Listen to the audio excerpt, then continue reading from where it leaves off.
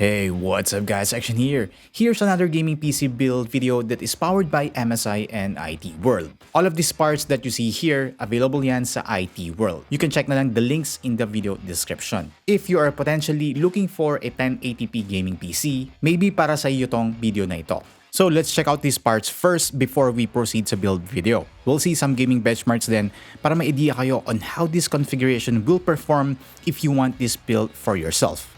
First on our list is the motherboard, which is the MSI MAG274QRF-QD Tomahawk.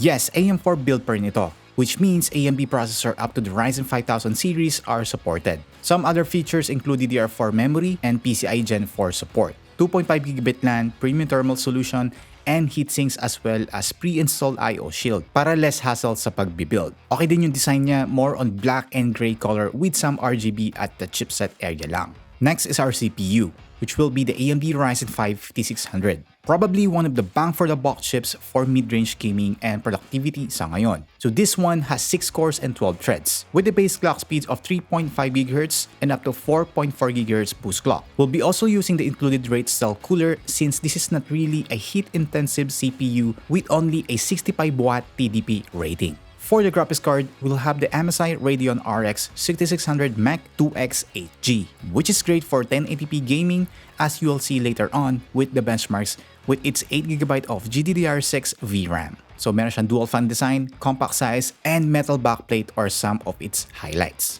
On the storage, we'll have two options, which are the old combination of SSD and HDD. For the SSD, we'll have the MSI Spatium S270 Sata drive for our boot drive and programs, as well as WD 1TB drive for our game libraries. We'll also have one stick of 8GB of Adata Value RAM here installed running at 3200 MHz. For the power supply, we'll have the MSI MAG A500BN, which is a 500W power supply plus meron siyang 80+ standard rating and non-modular flat cables. Enough na ito for our application sa ngayon. Finally, for our chassis, meron tayong MSI Forge 100R mid-tower case, mesh front panel with 2 ARGB fans for optimized airflow, support for up to ATX motherboards, filter din for better dust prevention, toolless tempered glass, and meron siyang built-in ARGB LED control board.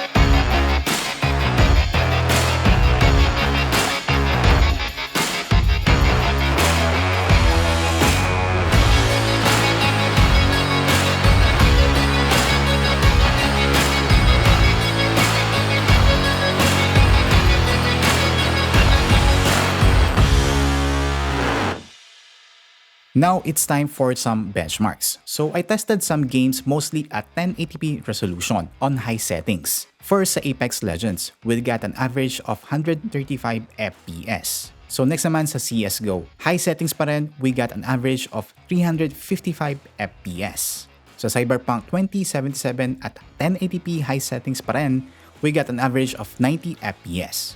F1 2022 on the other hand, still on high settings, we got an average of 180 FPS. Sa Forza Horizon 5, we got an average naman of 140 FPS. We tried din sa Spider-Man Remastered high settings, so since medyo graphic intensive ito, we're only an average of 65 FPS. Sa PUBG naman, we got an average of 185 FPS. And then sa COD Warzone 2, 1080p balance preset naman ito, we got an average of 93 FPS. Finally, na-testing natin sa Valorant at 1080p high settings.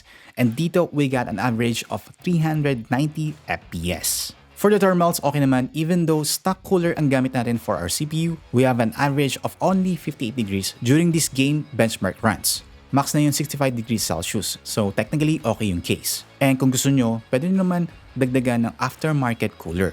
Same story din with the GPU. Around 55 to 60 degrees lang siya naglalaro during the benchmark runs. So okay na okay ito. I think this build, in my opinion lang, was something that would be fitting the average gamer na gusto makakapaglaro ng latest titles at least on 1080p resolution.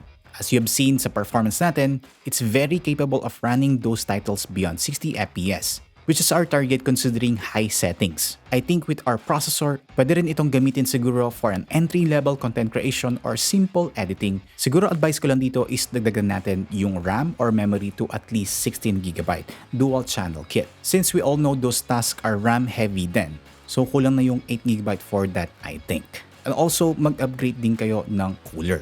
By the way, kung interested kayo sa build na ito, you can check out MSI website, yung link nasa description, where you'll see more details regarding the Powered by MSI campaign. Syempre, pati mga products nila. This is for the MSI fans na interested on having an all MSI powered system, pero not really into building it yourself. So as you can see here, they have several segments for the average gamer and enthusiast.